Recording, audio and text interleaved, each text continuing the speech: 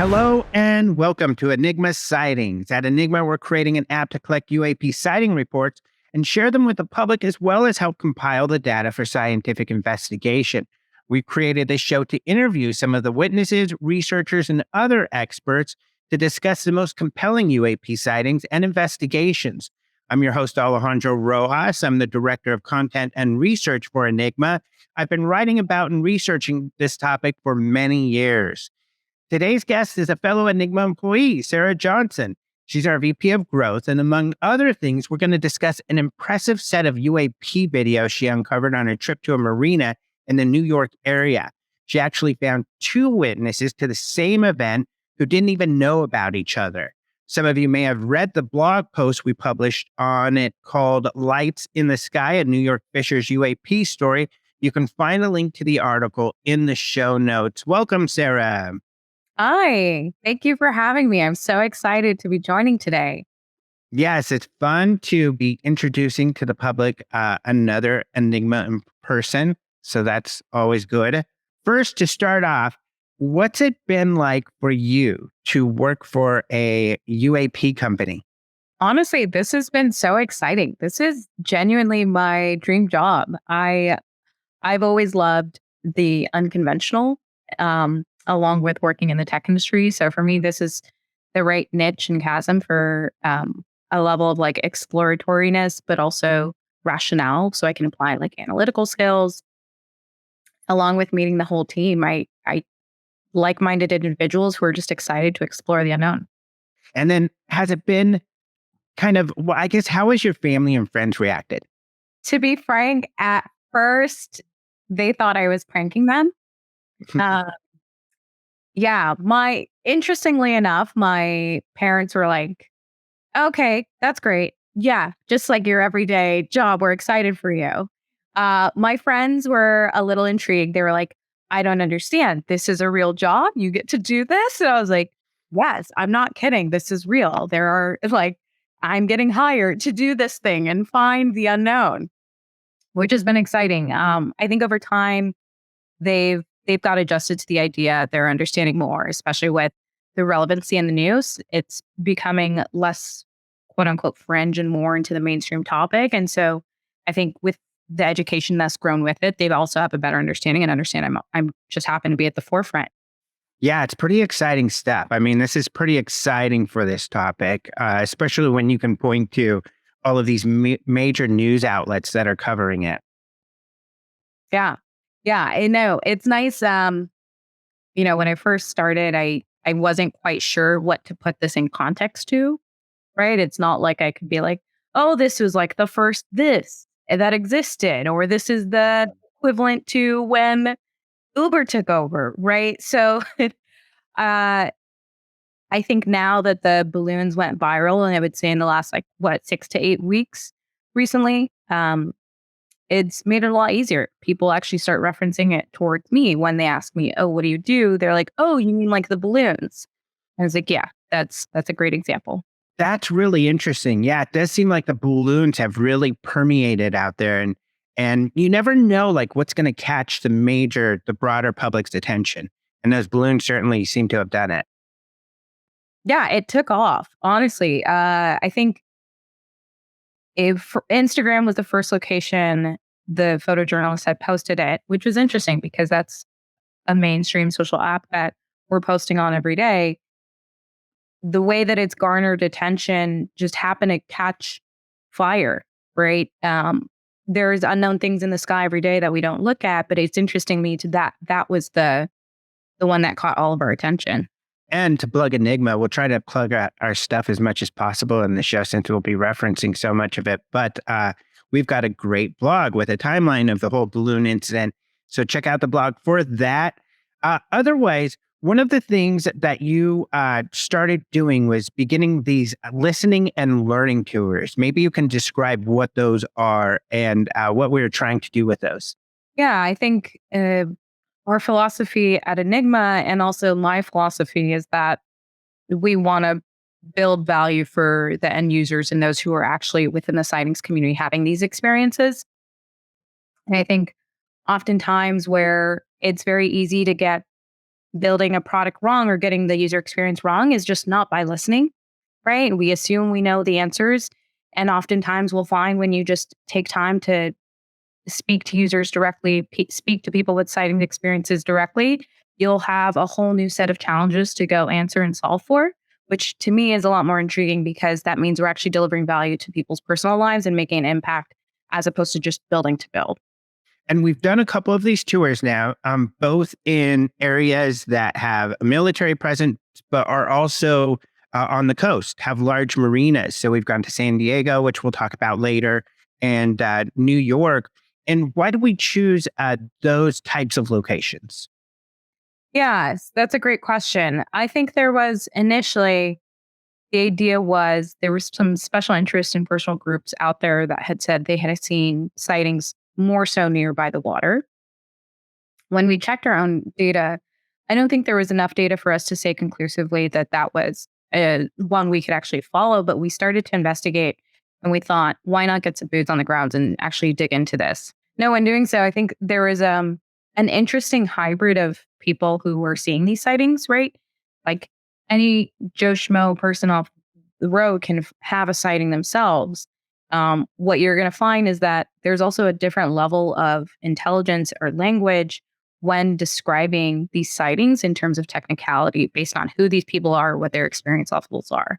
And what we find is that if you're Navy, military, or a pilot, you may just have, and not always, right? But it's the data we're suggesting more technical language because of the vernacular that these people have for the direction in which these things are going, the speed, the height, the extra tools and radar and sensor data that they have. And so San Diego is great because it has a hybrid of all of these people, right? You've got your enthusiasts, you've got your sighters, you've got your people within these professions themselves. And then being by the coast, we saw the USS Nimitz case was a great example. So we thought, why don't we take a hybrid of this approach, right? Let's go by the coast. Let's follow where there's previous historical cases that we can actually look at and dig into, and also find other communities where we can find more of these people. Mm-hmm. And a little background too on the water aspect. Anecdotally, like you mentioned, people mention there's more sightings around waters, and one of the ideas out there is that certainly sightings correlate with population. So where there's more people, there's more sightings we see, and there are of course more people by the coast, especially in New York and LA. So that could be a reason, but we don't know yet. So we're still researching that. Hopefully, the work like we do here at Enigma will be able to figure that out. But the first place you went to, of course, is somewhere kind of more local in the New York area. So what was that like to kind of set out on this adventure? Yeah. So this one was really interesting. I think what had sparked it initially was this idea.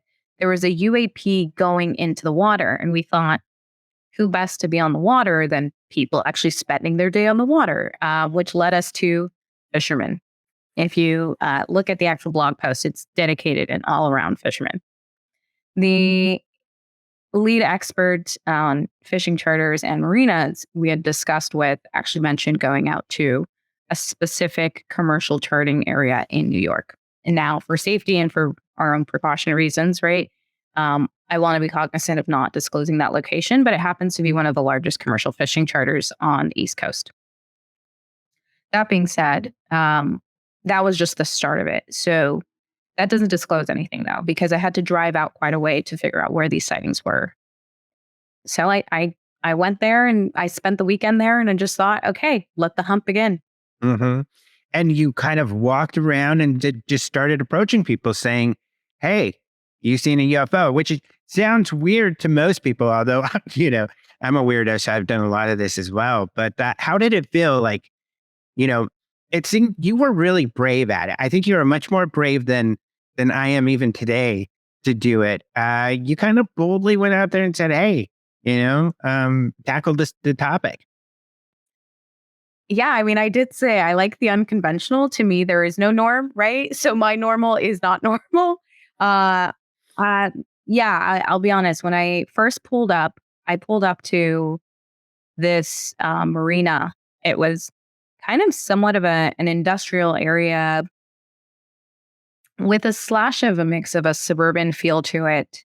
Homes on the water, but also this main dock. I drove into the very end of what my map had shown me. And I decided to pick this marina because it said marina. I thought, how convenient. I'll go there. As I park, I'm thinking to myself, what am I going to say? What do you say here? I, I see cars throughout the parking lot. Very intimate, small parking lot, though. A few boats scattered along the front of the marina. And then this little shop where I think the fishermen would go in and out to grab potentially bait or other materials or items relevant for their fishing trips. And I thought to myself, okay, this seems like a good start. At the very least, I can just come up with something to start a conversation. I go up to the kiosk and it's this little window. And I thought to myself, why don't I just show up and ask her if she's seen anything in the sky unknown, as opposed to showing up and saying, hey, have you seen a UFO? I use the backwards logic of assuming, have you seen anything strange? And then opening that up to, could that be an unidentified object? Could that be anomalous? Great idea. Dwindling it down to, is this a UAP? And then expanding the conversation. Mhm. So initially, I think she also just saw and was like, okay, is this girl looking to buy something? Or is she is she a journalist? Is she a reporter? What is she doing? She invited me in. She was really gracious. She said, come on in. Yeah, sure, I can talk to you. Well, fortunately for me, there just happened to have been a meteor shower, I think either the week prior, the few days prior to that conversation taking place. And so when I had asked her, like, hey, have you heard of anything or have you seen anything strange? She actually responded, was like, I haven't seen anything. I actually knew someone on Facebook that had posted something. And she had remarked a friend of hers who had posted about the meteor shower on her timeline, but wasn't quite sure what it was. And so that just opened up the door for an entire conversation. She had then put me in contact with one of her friends who had actually had the sighting. After that, I kind of went in depth of what we're doing, what our mission was, what we're looking to do. And she was so open and gracious to then refer me to other places to go check out. And that just started a whole series of research that took me down a rabbit hole. Mm-hmm. Really interesting. And then the person that she referred you to, was that one of the people with the videos, one of the videos that you captured that, where it's the same sighting as someone else? So no, interestingly enough, the first day I found quite a few people who had sightings. I went to nearby restaurants, nearby bars. No one on that first day, at least, had anything. It was actually the second day. So the next morning, I'm thinking to myself, okay, I've talked to people all day here. I've kind of exhausted the location I'm at. Why don't I just, as I drive back to the city, figure out where I could go next? And what was really interesting is there was nothing to tell me, go here. Like, I instinctively in my head just decided to follow a road. And I was like, I'm just going to take a nice leisurely route back because I might as well. It's beautiful out. I think it was like towards the end of summer. I was like, I'm going to enjoy this day anyways. So I start driving back and I actually get into this somewhat residential area and I'm just driving along. And I remember looking at the map thinking, okay, there's another marina. It's like maybe an hour and a half out, but like, why not go there? And nothing told me to go there. I just instinctively was like, go there. So I actually end up driving there. And as I'm driving there, I somehow ended up on this road that took me to this bridge. And this bridge looked like it would have fallen off into a cliff. Like it was that big of a bridge. And I'm thinking to myself, is this the right thing to do? And I was like, yes. So I follow the bridge. As I'm going down, there was another little restaurant and I do the same thing. Something in my head, I remember one of our founders said, act like a journalist, like really try to dig deep and talk to strangers. So in my head, that's what I was tapping into. I parked, again, I see two random people there by the water and I asked them like, hey, where can I find other commercial charters? Where can I find a good place to go find other fishermen? They're like, you know what? Follow all the way down at the end of the road, take a left, take a right, and then a little bit while later, I follow the directions. I get there and I park at this restaurant. When I park at the restaurant, I again had to ask the question. I asked one of the owners, hey, have you seen anything strange, or do you know anyone that's seen anything strange? And I thought at this point, like, she was definitely going to think I was crazy because she's running a business, right? I had to be sensitive to that. Surprisingly enough, she was like, follow me. She didn't really say anything. She was like, Wow. follow me. I'll take you. It's starting to sound like an X-Files episode. I thought, it's like, where are we going? I was like, thank you. My initial reaction was, thank you. I don't know where you're taking me, but thank you. So she takes me to this dock and she was like, I haven't seen anything, but I can point you to the right guys who sit on this dock and live on this dock daily, and they will definitely have an answer for you. I was like, okay, grateful. So she points me to the first three people, and the first gentleman I talked to said, no, I'm not really sure. The second gentleman said, no, not really. Third guy actually says, I haven't seen anything, but the other guy who actually works here with us, he said he saw something the other night. I thought, okay. So I'm waiting as they call him over. He comes over, and he kind of pulls me to the side. He's like, hey, yeah, let's go chat over there. And I was like, okay, great. Instantly, he pulls out his phone. He's like, look, I actually saw this thing on this night, this day and time. And I'm looking at the video and I'm thinking, there's no way I just happened to find someone that just has this thing sitting on their phone ready to answer these questions. Great guy. So that was the start of the first one, at least.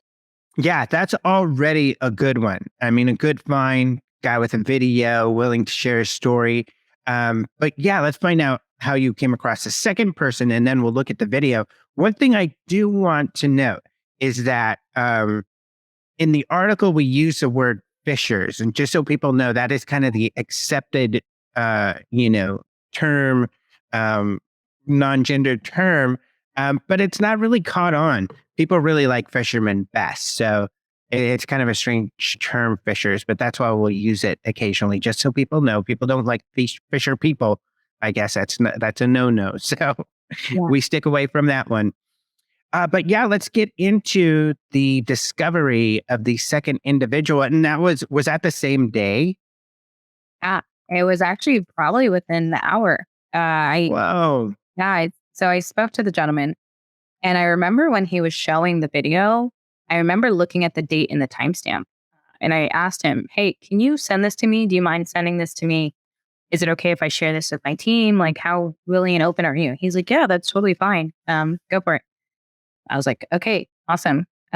So, we went more in depth, asked about his background, what he does. We chatted. And then as I'm leaving, I go back into the restaurant, and the same owner, I told her, hey, thank you so much. And she actually was the one who instructed me. And she's like, hey, if you actually just go a little further down, I think because she saw the success I had just had with that conversation, she was like, there's another charter over there, significantly larger. It's worthwhile for you. Go checking it out.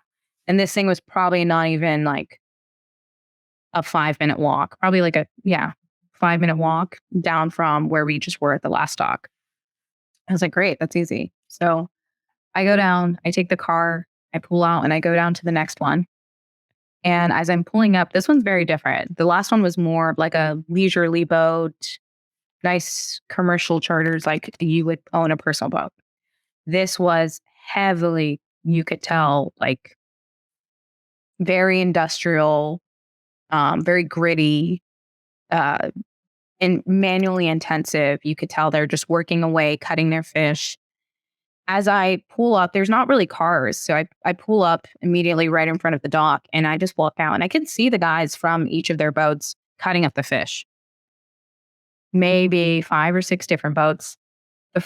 I just started raising my hand. I was being very bold. Again, I was like, hey, I know this is weird. Like, I totally understand. Like, have you seen this thing? It doesn't mean aliens. I just want to understand and learn. Like, there's something. I saw someone else. I want to see if anyone else can corroborate this. Your boldness and courage is so commendable. Well, I'll say the first boat looked at me crazy. They were like, this girl is nuts. What is she doing here? Mine that I'm like in a spring dress, wearing my sunglasses, asking about the guy. And then the second boat, interestingly enough, like a few minutes in, as I'm ready to give up, he actually walks out of like kind of this doorway that he was sitting in. And he's like, actually, I have. I'll talk to you. And I thought, thank you. Like, thank you for coming forward. So as I'm talking to him, he surprisingly knew quite a bit about UAP. He was like, yeah, I've been following the news. There's these articles that have been being released. And he's actually telling me about the information he's been learning about UAP, which I thought was really interesting. And I just straight up asked him, like, hey, have you seen anything recently? No leading questions. I was just like, what have you seen? If you've seen anything. He takes me back into the boat and he's like, yeah, follow me here. So I kid you not, Alejandro, and this is not a normal boat. There's no like nice little steps like the other ones. I had to like jump across this thing from the dock. I'm like ducking and covering. There's ropes. And I'm just thinking like, where am I? Sounds like a pirate vessel. It felt like it. Honestly, that's more what it looked like. So he walks up these steps. I go up these steps inside and he starts pulling his phone out. And here's this video. And he's like playing me actually exactly the same video, but from a different location. I didn't know at the time it was the same video, though. What gave it away was when he showed me the timestamp and the date. And I just thought, this is so interesting. So but his description was spot on, very similar and accurate to the last guy. He's like, it was just sitting there. There was these lights in the sky. I didn't know what they were, but they were there for quite a while. I think you mentioned he was like either just about to go out and catch fish or coming back from catching fish. But him and his partner were on the boat as they were just watching these things in the sky. Fortunately, he also was like, yeah, I'll share this with you. Like, tell me more about your company. We went in depth, shared the videos.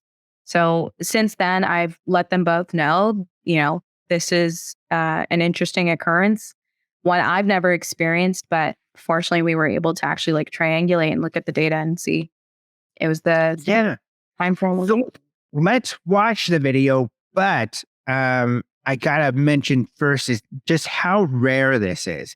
And there's two significant things, I think. First is just how extremely rare it is for someone to go out and talk to people, and finding the one person is enough, but two, it's really extraordinary. As long as I've been doing this, that's really, really difficult to find without like really exhaustive sort of research and hunting down witnesses and things. But so it's extremely fortunate. But the second thing, what's exciting about it is it perfectly exemplifies exactly what we want to do with the app, because the app will be able to alert people nearby when someone has a sighting. And so hopefully others will be able to come out and get video. So it's just such an awesome coincidence that way as well. So let's go ahead and take a quick look.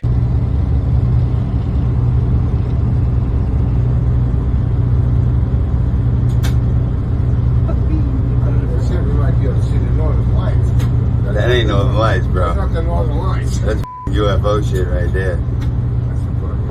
Unidentified flying objects. But they ain't flying. They ain't flying. Nah, they just sitting there, dog. Oh, crapola. It's just too weird. Outside. Yeah, go.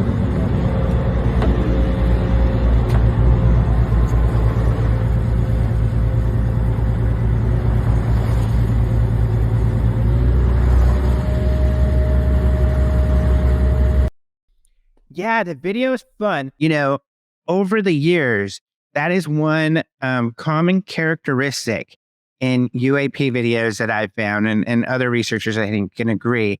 They're always loaded with cuss words, because that's usually, I guess, what we do when we encounter the unexplained.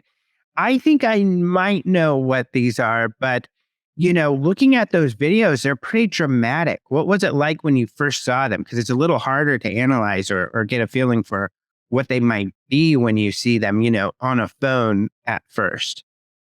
Yeah, I mean, instantly there was nothing I can conclude. I didn't know how long, I didn't know direction, I didn't know, like the speed, I didn't know the before and the after. So I really didn't conclude anything. I thought, okay, that's interesting. Obviously, I don't have the level or the as much knowledge or experience in this as you do, but that's why, I'm very grateful that we can partner together. And I came to you and was like, hey, Alejandro, I don't know what this is, but you are the expert, help me understand. On top of that, like you said, like that's the ideal state of our technology, right? Like being able to actually address and assess what these things are and identify what's truly anomalous. Yeah, I mean, my short analysis would be, and this certainly doesn't mean I'm right, because to be honest, we had Ben Hansen in a couple of our shows, and he's not so sure I'm right, but I think I might be. But, when you're looking at these kind of things, it's kind of elimination. Can I prove that it's not this, or that? And in this case, because of the flickering and the way that they're floating up there kind of in a line, I think it's probably Chinese lanterns, probably launched from a nearby boat.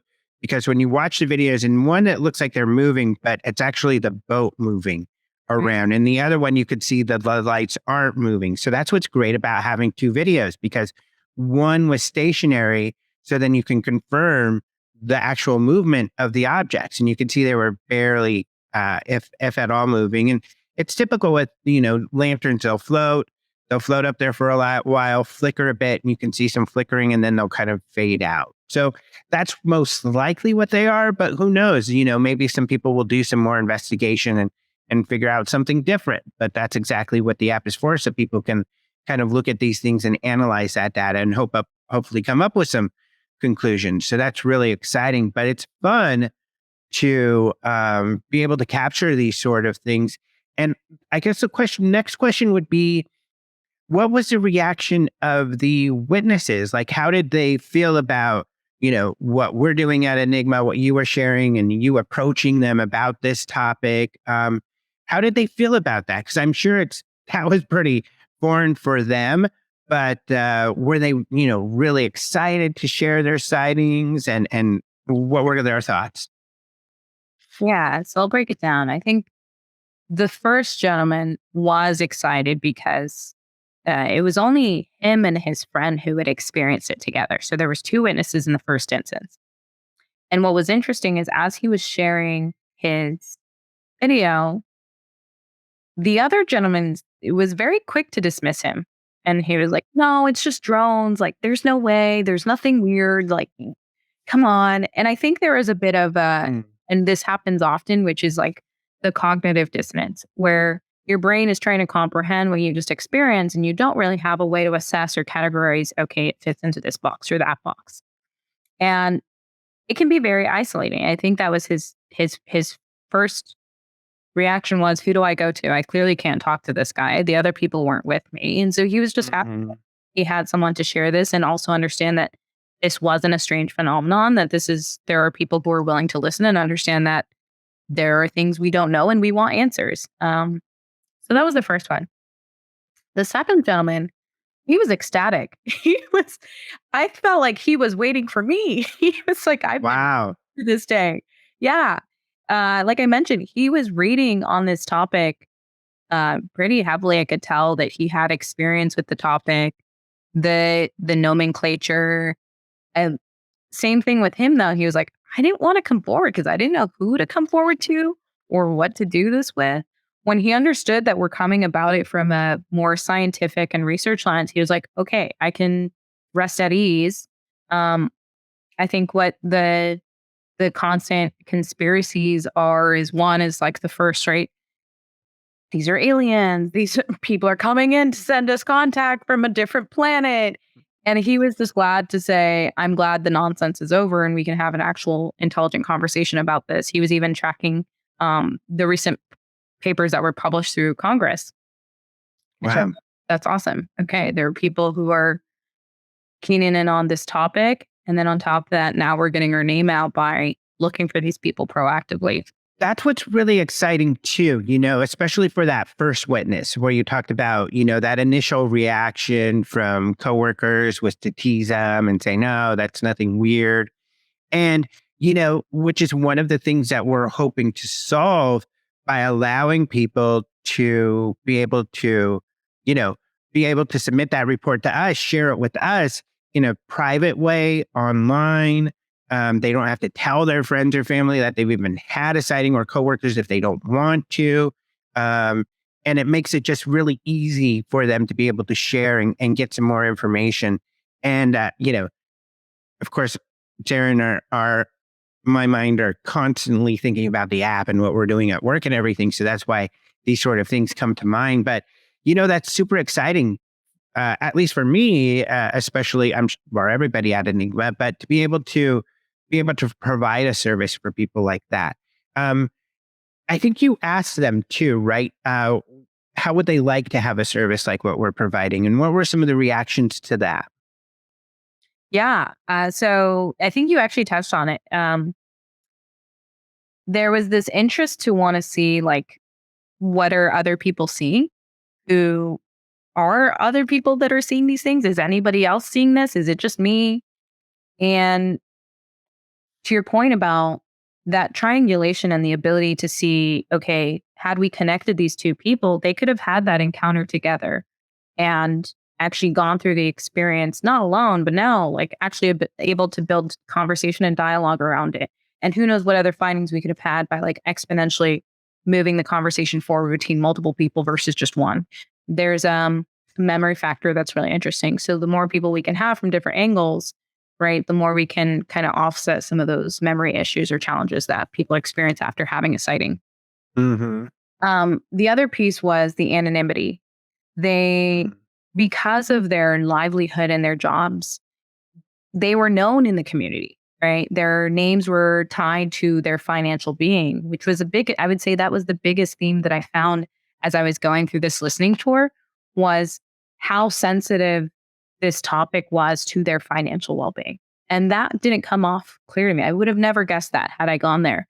But after hearing how important that was to these people, that was our first priority, was how do we create a safe space and a place for people to submit anonymously, to your point about, we just want to know if there was a sighting.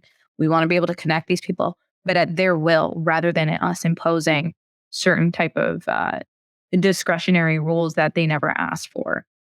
Mm-hmm.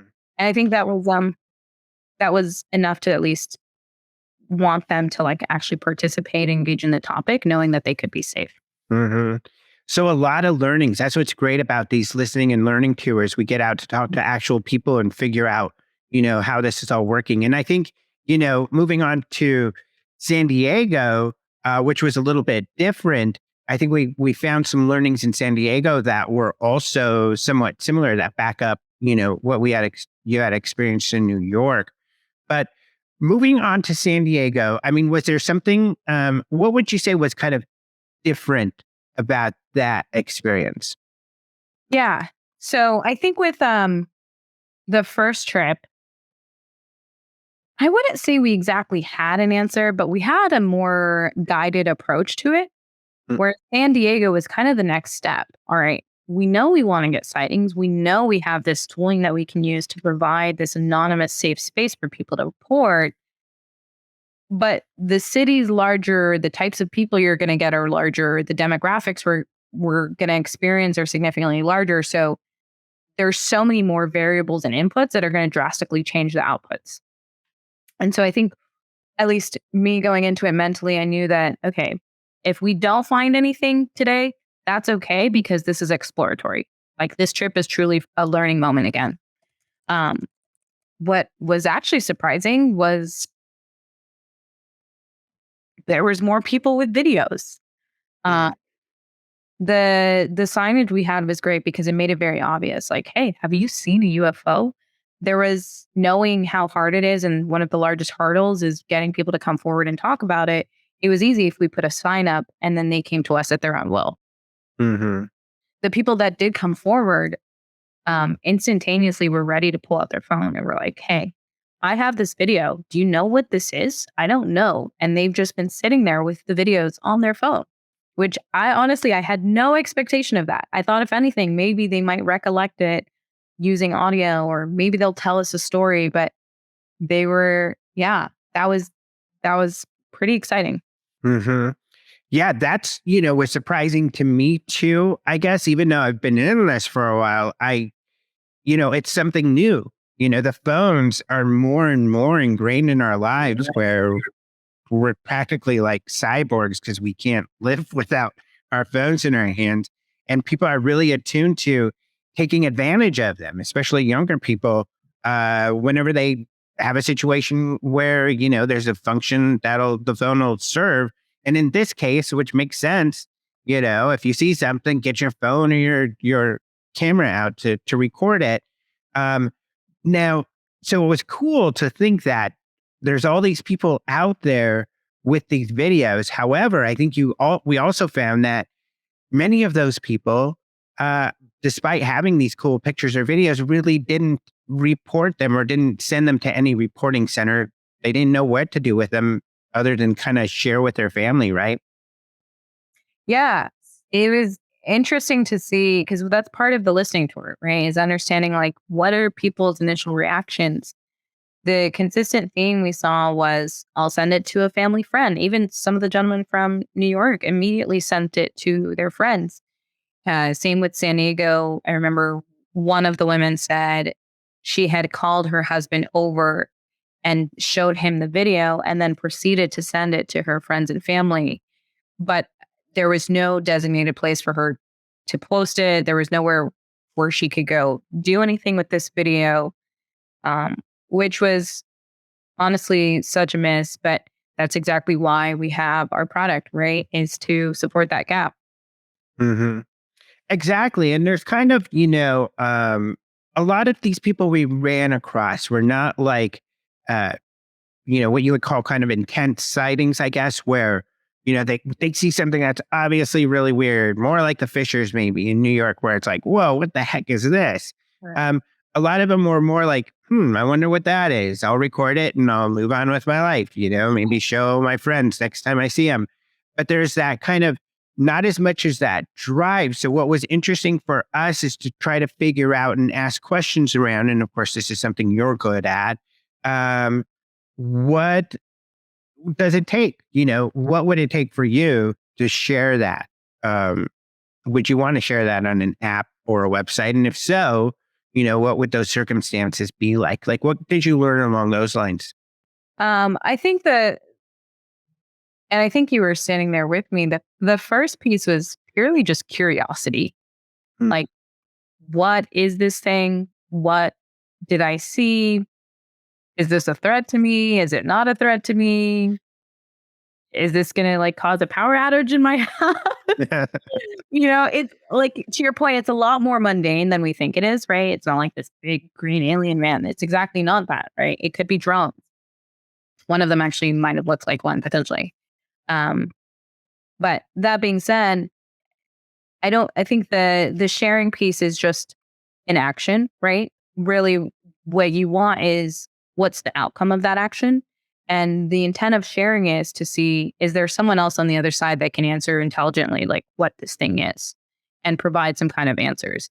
And that can happen in a few ways, right? That's like connecting to people who can actually have these discussions, right? Hence why they walked up to you and they asked you, Alejandro, what is this thing? You were very knowledgeable in this matter. And so that gave them a level of safety where they were like, okay, cool, I can go about my day, answer that question. The other piece to this is should I be concerned about what's in my area? And so it's all about localization, what's near or around me.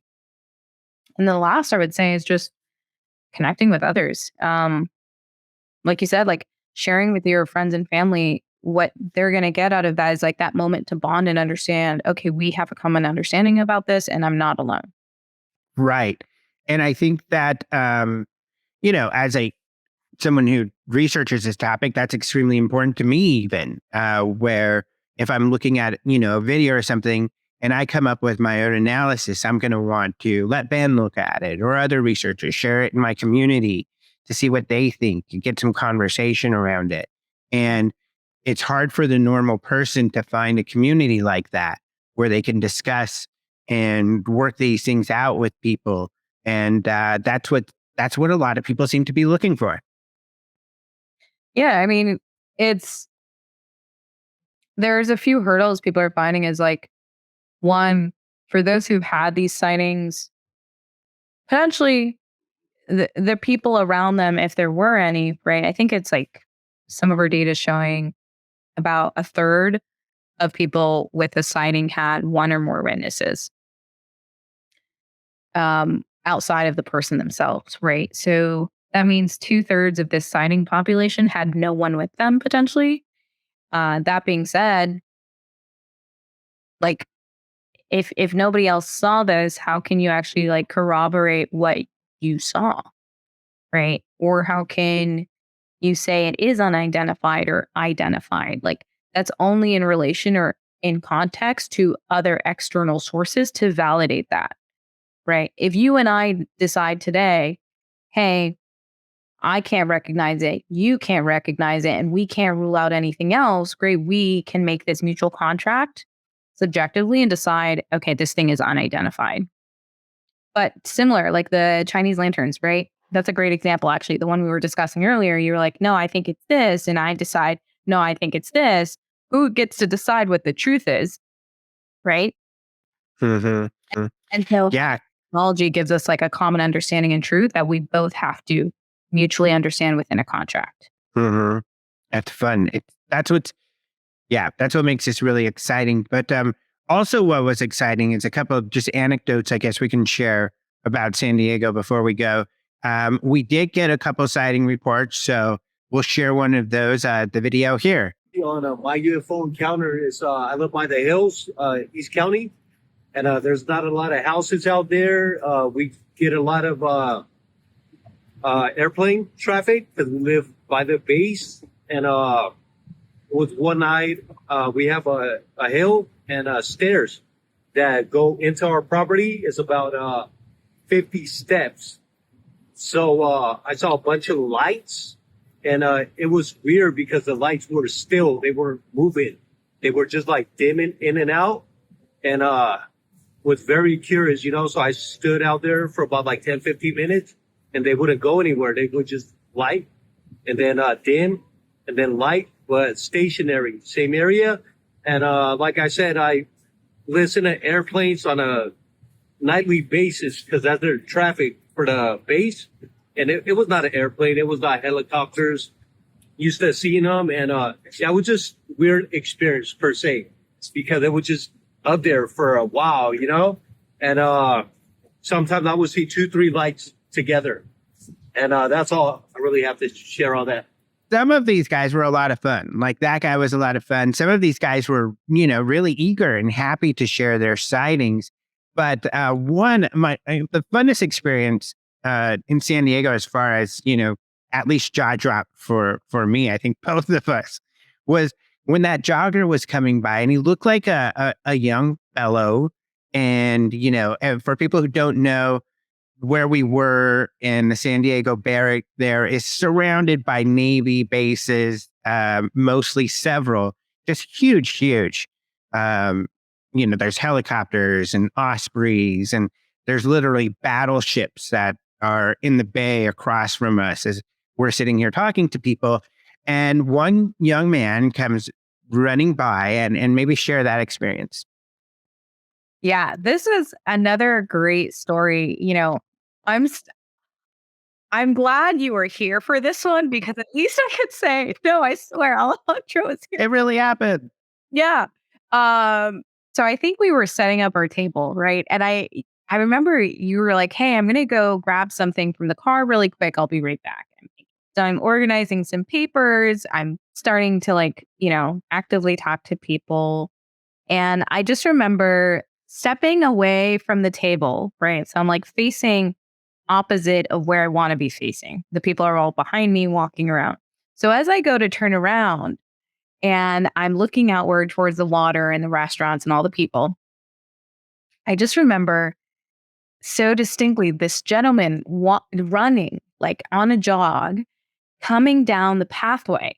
And he abruptly stops. And he read the sign. And I'm just thinking, hi, have you seen a UFO? And I remember his response was, I'm a pilot. Of course I have. And he instantly started jogging away. And I just thought, well, I didn't just think this. I actually said this. I was like, wait, go back. But that was a great moment. It was I'm glad you saw That it. was funny. Because I sounded crazy had I not. Well, your reaction was like mine, except for you actually kind of tried to keep up for a second. I didn't even try because I mean, this was a young dude who was cruising and he like starts running and I got there in time. I didn't see him, like he was already running when I got there, but I heard him make the comment. So I'm like, oh my gosh, we need to talk to this person. And I think I even told you, get him. But he was like, he was gone. I mean, this guy was moving fast. But it was exciting because, you know, in romancing the event, I like to imagine that he's like a Navy fighter pilot, especially, when we're not too far from where the Nimitz incident happened. We're actually in the same kind of Navy training space. And, of course, there are all these fighter pilots who had these amazing sightings there. So it's like, I like to think that maybe he was a Navy fighter pilot. We have no idea whether that's true or not, but he was a young guy, definitely very fit. But if he was, His it's exciting. suggested he was. Did it? I didn't see his outfit so much. He had on these really dark navy blue shorts. Mm. I think he was just like a regular white t-shirt. But the only reason why I say that is because I felt like I had seen others running around in the area, like some kind of like workout or fitness session in a similar clothing. So I don't know if he was a Navy fighter pilot, but it felt like there was some type of organized activity and he was dressed like the others. Interesting. So exciting. I mean, it's like this little window, little insight into this mysterious culture. And who knows, anecdotally, I've heard like even, a fellow researcher who called the Navy to get some information when he was researching the Nimitz case.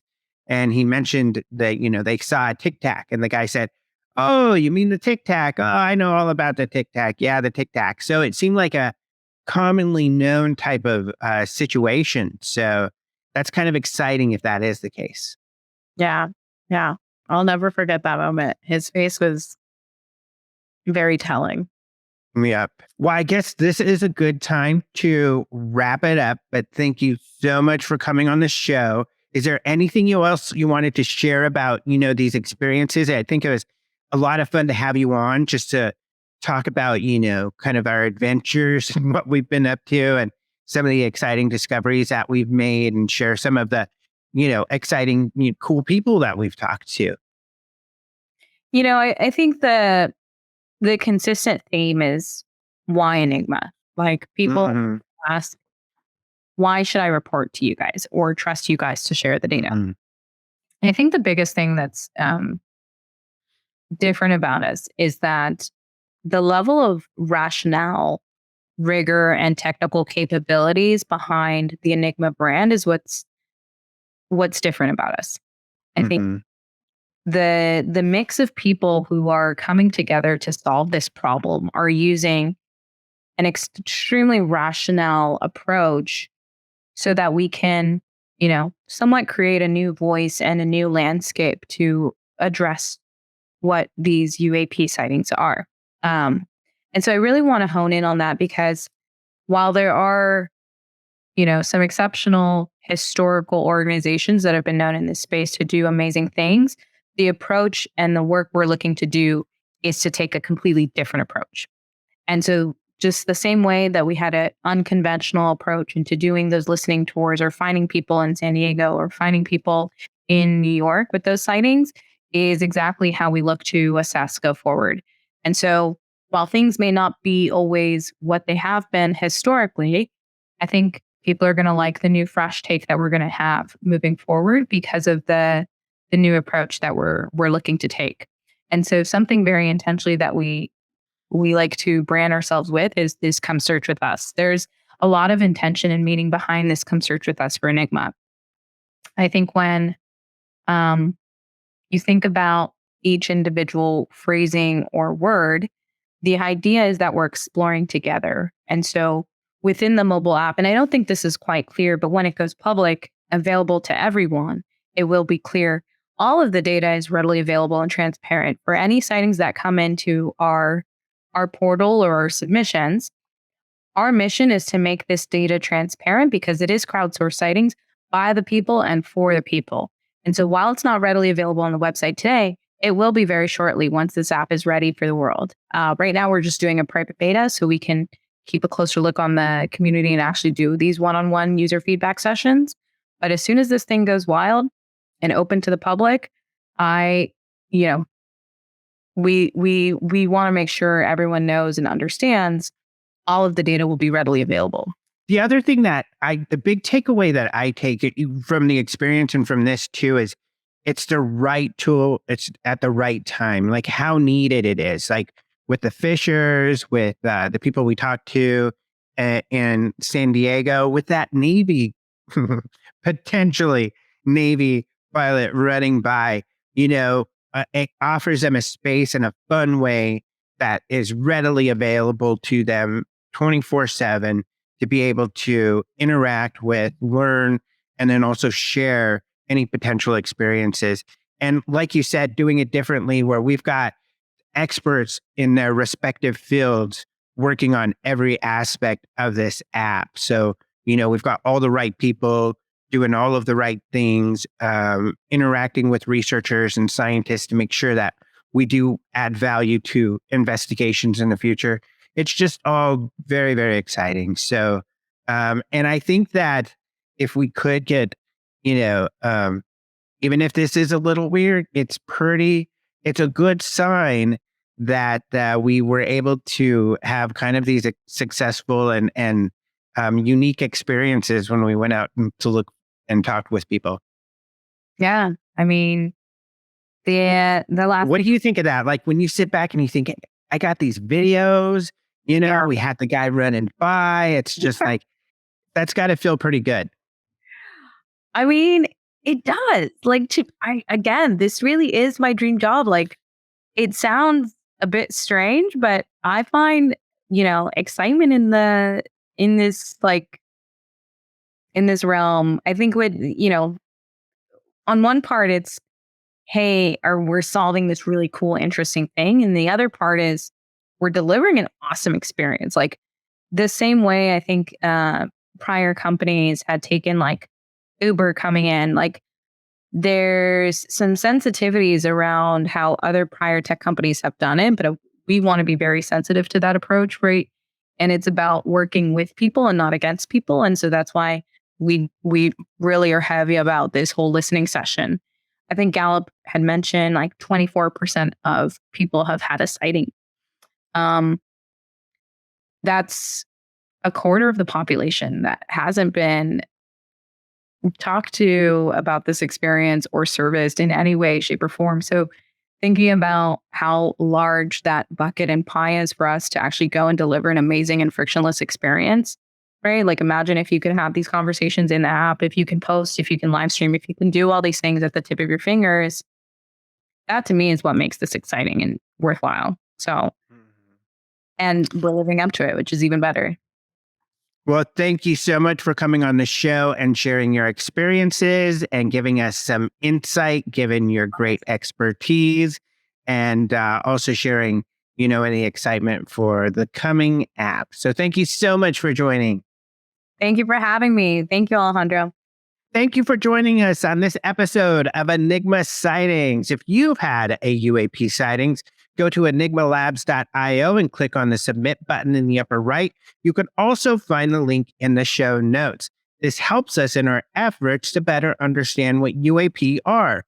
Go ahead and subscribe to our YouTube channel and/or our audio podcast to make sure you don't miss a show. I hope you enjoyed this week's show, and we'll see you next time.